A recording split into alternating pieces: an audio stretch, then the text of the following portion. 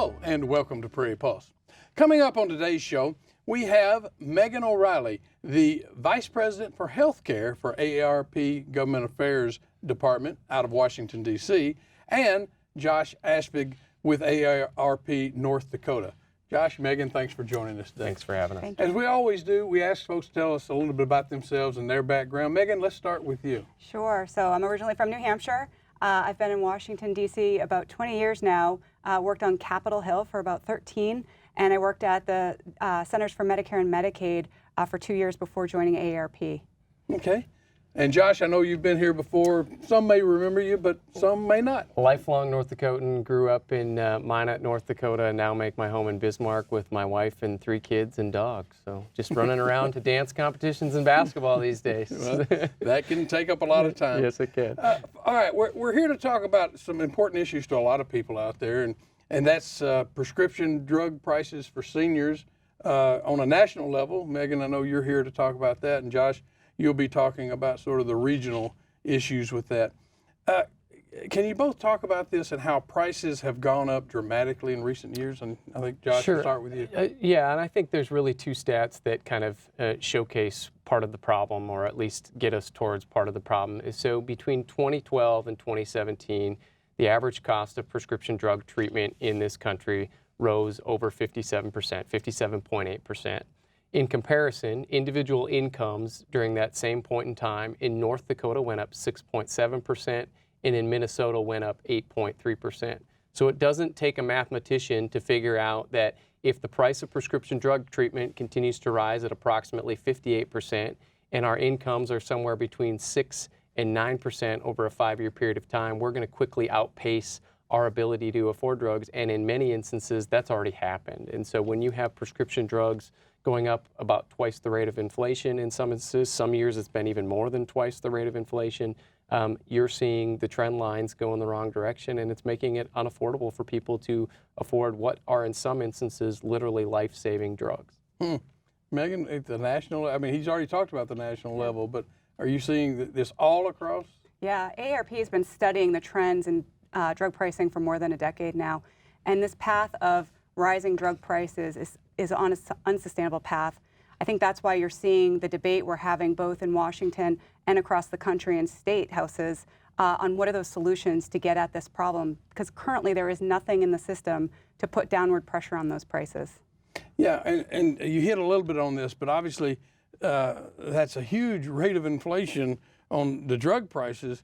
And what impact is this having on seniors, especially? I guess it's everybody, but seniors. So in North Dakota, 31% of North Dakotans report that they are either not taking their prescription drug as prescribed or not taking it because they can't afford it because of cost. And on the Minnesota side of the river, for your viewers over there, it's 26% of folks. So again, you've got in North Dakota 1 in 3 people who are saying because of the cost of their prescription drugs, they're not taking it as prescribed. So you have folks like my friend Pat, who says she can't take her insulin as it's prescribed because she can't afford to buy it in the increments she is. So she's trying to spread it out over a period of time, which if you know anything about diabetes or insulin, and I don't know a lot about it, but I do know enough that you're supposed to take that on regular intervals, and if you don't and get off, it can be, again, life-threatening. You have folks like Roger who are saying, if I don't take this cancer prevention medication, I have between 3 months and 3 years to live. It's costing me $2,400 a month out of pocket if I buy it in the United States. Luckily, I'm able to find it through a Canadian mail-order pharmacy for $900 a month. Again, life-saving drug. He probably wouldn't be alive today, but thankfully he found a solution outside of this country, unfortunately, because of the cost. And Megan, at the national level, I guess, are there various bills currently in play that are dealing with these issues? Yeah, AARP has endorsed 2 bills. One in the Senate. It was passed out of the Senate Finance Committee back in July. This bill includes important provisions that would get both at lowering drug prices as well as out-of-pocket costs. For example, it includes what's known as an inflation-based rebate. So as Josh said, we've seen these trends where drug prices are going twice, if not more, the rate of inflation year after year. This bill includes a mechanism that would keep those price increases to the rate of inflation, or the drug companies would have to pay a rebate back. This will really put downward pressure in a way that doesn't exist today. It also includes an out-of-pocket cap, which would cap currently in the Medicare Part D program. There's no cap on what a beneficiary might have to pay for their drugs year after year. This bill includes a cap of $3,100, and after $3,100, the beneficiary wouldn't have to pay a thing. In the House, there's a bill that passed in the House of Representatives in December. It includes these policies as well. And really, both of these bills get at this price and out-of-pocket cost issue.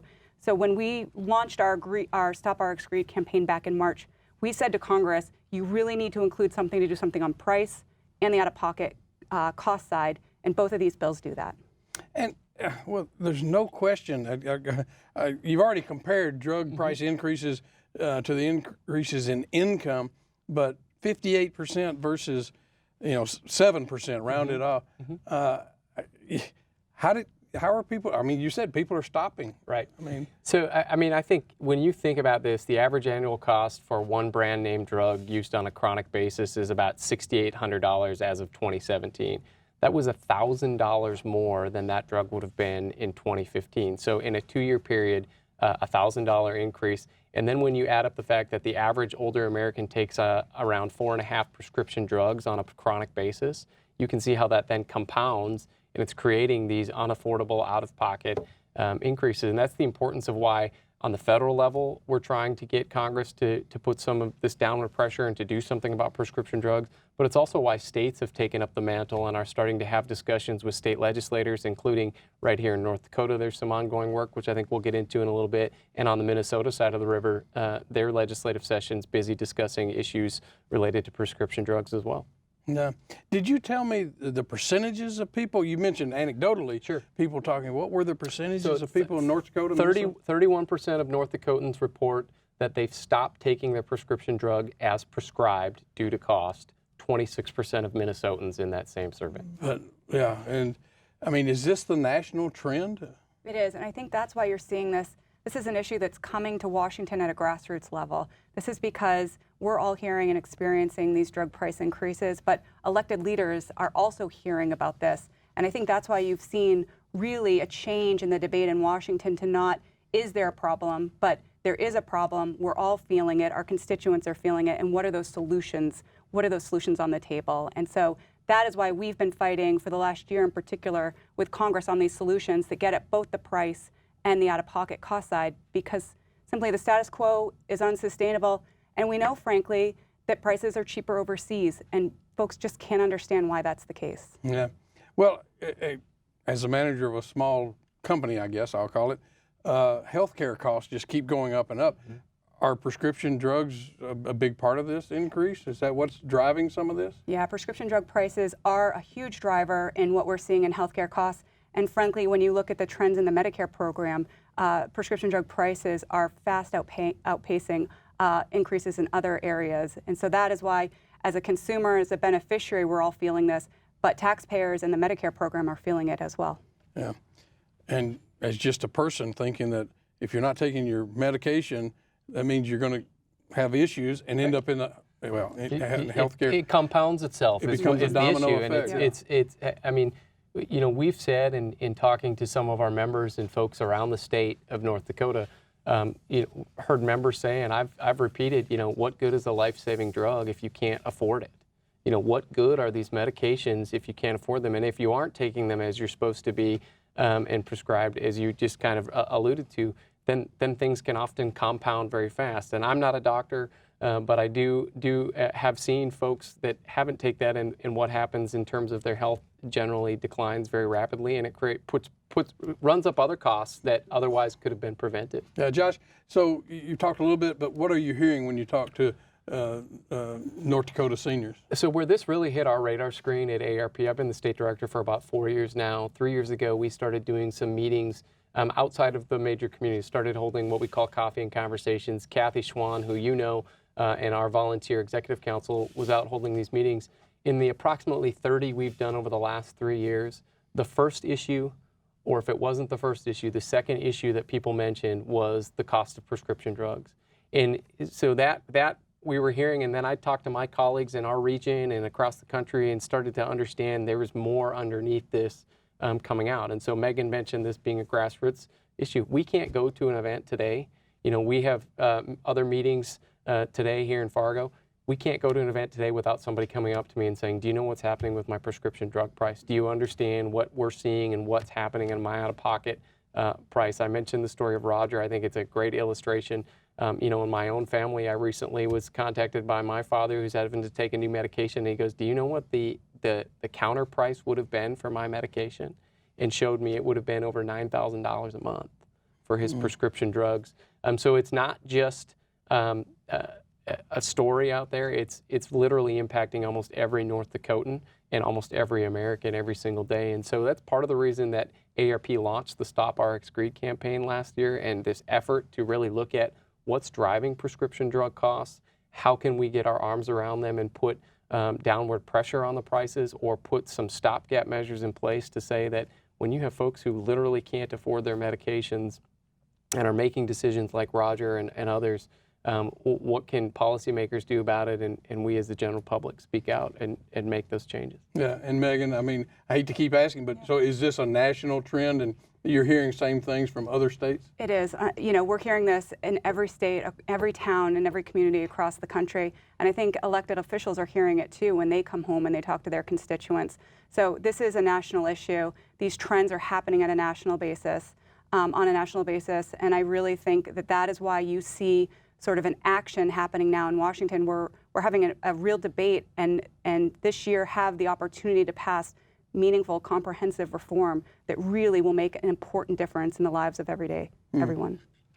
Well, Josh, let's talk about maybe North Dakota and maybe Minnesota legislation both, and the interim health care study and sort of on price transparency. Yeah, so one of the things that I think is a good place to start is what's causing these price increases, what's gone into these price increases, and what happens if you today were able to obtain what the price was when the prescription drug left the manufacturer, and you were able to obtain, because you should know, at least for you, and it might be different for you than it is me, than it is Megan, of what you would pay at the counter. There's a whole process that happens in between that is essentially shrouded in secrecy right now. Nobody really understands what happens, who's getting what kickbacks, where is the price being increased from the manufacturer. It's already too high from the manufacturer to the counter. And so there's a bill in the North Dakota interim legislature right now that would essentially require prescription drug manufacturers, pharmacy benefit managers, and insurers to essentially say this is what went into the price cost increase if it goes over a certain percentage. I think it's about 10%. There's almost an identical bill in the Minnesota legislature right now. And the purpose of that is to not necessarily force down drug prices, but to say, hey, here's what's going into the cost of prescription drug prices, and why you, John, when you go pick up your prescription, if that's the same prescription as mine, you pay $30, I pay $40, and why Megan pays nothing, right? In same prescription, same amount, same everything, and so we get a better sense of that. And then that allows us to identify what are some of those other policy solutions that we can look at, and where are places where we can maybe attack some of those high costs. We think we're going to find out that it's set too high in the beginning, and so that's part of the reason we're looking at some of the other measures about, affordability boards. On the Minnesota side of the river, for example, in North Dakota, we're looking at the potential of, can we do some drug importation? There's new federal rules coming out that will allow states to put together a plan. And so in North Dakota, we have this very long Canadian border on our northern side. How can we look at that? So the transparency piece is kind of the first step to helping us identify that. And there's some federal stuff related to that as well. Well, with that said, we're going to jump over and you can cover that. But you mentioned that drug importation bill. Can you talk about that, which would allow North Dakotans to buy at lower prices? Yeah, so AARP has been involved across the country. There's 4 states that have passed state importation laws. And now the federal government is in the process of putting out regulations that would create those pathways to allow for state importation to happen. So back in December, the administration released a proposed regulation and is taking comments on that now. This proposed rule sort of creates 2 pathways by which states or other entities within the state could import drugs through the one pathway from Canada, and the second pathway would actually allow drug companies to import drugs that were meant to be marketed overseas, to allow them to bring those to the U.S. I think it's important to emphasize here, John, in all of those instances, AARP has been very clear about making sure we maintain our safety standards on that. We've had Others on the opposite side of this issue say, well, what happens to safety and the process and ensuring that. And so everything, at least I've seen, and I'm sure Megan would agree, is making sure we maintain that high standard of safety, that high standard of ensuring that our prescriptions are indeed what they say they are. Okay. Exactly. Yeah, and well, we touched on it, but what about strengthening North Dakota's bulk purchasing on prescription drugs? Yeah, so it's a great, exactly what it means? It's exactly what it means, which is states, and North Dakota is part of a consortium through the state Medicaid department. So the safety net for individuals in North Dakota, who is a large purchaser of prescription drugs in the state of North Dakota, has banded together with a number of other states to purchase prescription drugs for that population, which helps save taxpayer dollars, right? Because you're buying larger amounts, which then you aggregate among states. And we're looking at, are there ways we can do more on that front? We're happy that the state has already taken that step and moving in that direction in North Dakota anyway. And what else can we do to either expand that network and those states that are part of that consortium, or are there other consortiums we should be looking at for certain prescriptions, for example? Mm-hmm. Are there other various bills in Minnesota legislature? Yeah, Minnesota's really, their legislative session is actively meeting right now this year, and so they're really kind of taking a three-pronged approach. One is the transparency bill I already mentioned. The second is related directly to that, is creating some sort of affordability board, or essentially saying, hey, if you are going to raise your prescription drug price over a certain amount, either you're prohibited from doing it, or you need to provide certain explanations of why that is and where that is. The third is really looking at price gouging and essentially penalizing prescription drug manufacturers if they raise their prescriptions needlessly. And I think that's a debate point in terms of the legislation over a certain amount as part of it. Mm-hmm. Megan, I guess, why are prescription drug prices so high? Well, I think simply that there's nothing currently that we have in the system to put any pressure on the drug companies and the prices that they set. They have a drug, they bring it to market, they set the price, and that price can increase year after year without any change. And so simply the system is set up where there's no mechanisms in place that put a check on these prices. I think second, as we look at really those high-cost drugs in particular, there's no competition.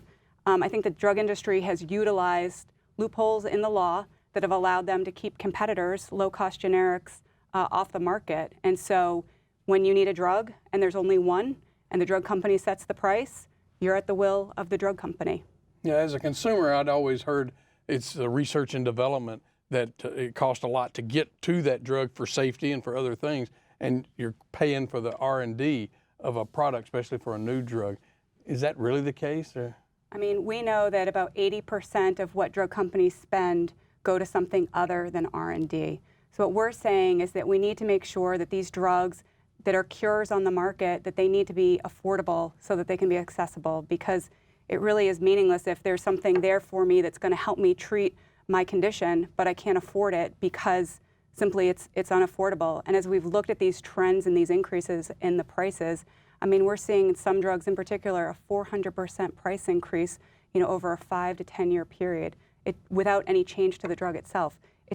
It defies common sense, and really that's why we're looking at solutions that can finally put some pressures in the system to prevent that kind of thing from happening. Okay. Well, Megan, can you talk about changes in how this issue is addressed in Washington with administrations, whether it be Bush, Obama, or Trump administration? Yeah, no, I mean, I think that we have seen really the drug pricing issue really this year has really taken on, I think, a tenor and a tone change in Washington on a bipartisan basis, where you have members of Congress and the administration saying we've got to do something about prices. I mean, I think I mentioned earlier, we've been studying price trends for more than a decade now, and I think there's long been an understanding that this is an issue, but I think it has reached a tipping point, and because those price increases are just combining over and over again, year after year. And so that's why I think you see where we are today. I think this has been a problem, but it's now at a crisis point, and that's why I think we're having the debate we are. Okay. Let's turn to a subject that we probably don't have enough time to cover, but Medicare, Medicaid. Josh, Next week on Prairie Pulse. can you explain what it is and how that works? Very quickly, and again, if folks want more information, they can go to aarp.org, and there's various resources on the aarp.org site to do this. But very quickly, Medicare is and I'm probably oversimplifying it, but essentially health insurance for people 65 and older. Mm-hmm. You still have costs and copays. So for those of you who think once you reach Medicare age and all of your healthcare costs are taken care of, false. There are still plenty of out-of-pocket costs. Medicaid is essentially the safety net for folks that are low income, single. In North Dakota, we're lucky that we're in a Medicaid expansion state, and so we have 20,000 North Dakotans who otherwise wouldn't have been able to afford health insurance, wouldn't have met what our quote-unquote traditional Medicaid requirements, that are now getting health care coverage in the state of North Dakota. So essentially Medicare is health insurance for individuals 65 and older, and Medicaid is that safety net for folks that otherwise wouldn't be insured or be uninsured. And I would say too, I was going to say one point is that when the House passed their bill, their prescription drug bill back in December, they reinvested some of those savings that were into Medicare by adding a hearing, dental, and vision benefit to the Medicare program, which doesn't exist today. Yeah, and you mentioned 65, but when are seniors eligible to sign up for Medicare, and is it important to sign up for it? The short answer is that's going to depend on each individual situation. Some individuals, yes. The general rule of thumb is you can sign up 3 months before you turn 65, but again, everyone's going to be a little different. I'd encourage you to either reach out to check the AARP.org site or reach out to the State Health Insurance Counseling Office in the Insurance Department. They can help you sort through some of that as well. Yeah. Megan, can you talk about a little bit more about your past efforts, working with Congress and why it's such a difficult issue to solve?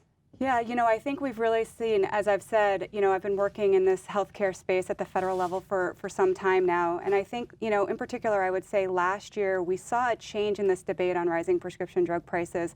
AARP was successful in protecting some improvements to the donut hole. That's that coverage gap in the Part D program where beneficiaries really shoulder a lot of the costs.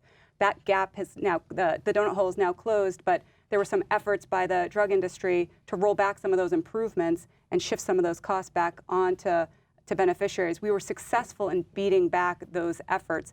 And so I think we've built upon that. And this year, we're having the debate on comprehensive reform. So I really think in the last 2 years, we really have seen a change in the ground here. And it's really coming from the grassroots level. It's coming from people sharing their stories, telling them how this is impacting their lives and the lives of their families.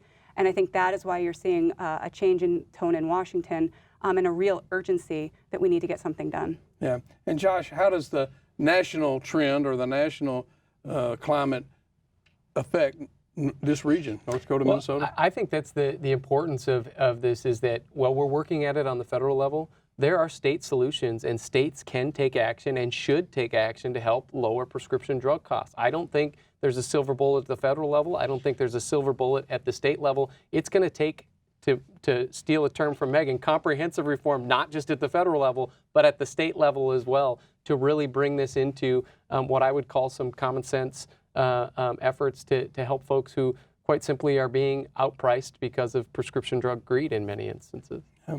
And Megan, with people living longer, can you talk about the strain it puts on healthcare system and, of course, prescription drug issues? Sure. Well, we know when people aren't taking their prescription regimens, which many aren't because they can't afford it, they're less healthy. And then they're going into the emergency room or they're going into their physician's office, and their condition is far along and it becomes more expensive the further along you are in a condition when you're not treating it.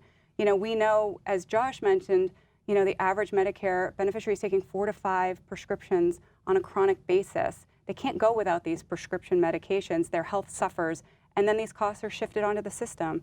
I would also say, too, we know that older Americans don't have a lot of disposable income. So as these drug prices are increasing over and over again, they don't have disposable income. They're making an average, they're bringing home about $26,000 a year. And so this just simply isn't sustainable. Okay, and that's at the national level. At the national, yeah. So at the state level, what are we doing? Again, at the state level, I liken it to a friend, like a conversation we had with a gentleman here in Fargo named Conrad who talked about paying over $10,000 a year out of pocket, with insurance for his prescription drugs. And when his monthly income isn't much more than that, it doesn't take long to figure out that he's not going to be able to do that. And he has to take those medications to keep him healthy and alive in some of those instances. That's one story. We have stories like that across the state. Yeah. Well, we're about out of time. So if people want more information at the state level, where's the best place for them to go? AARP.org/ND, or you can call our toll-free number 866-554-5383. And at the national level, is it that simple? Yeah, so aarp.org/RxGreed. That will take you to all of our work on prescription drugs. Yeah. Well, we thank you both for joining us today very much. Thank you. That's all we have on Prairie Pulse this week. And as always, thanks for watching.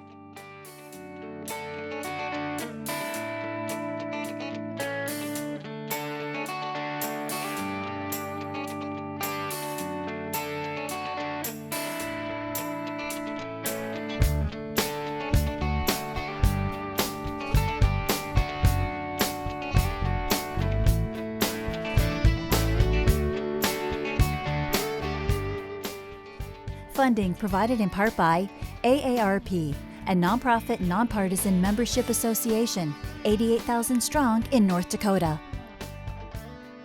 And by the members of Prairie Public.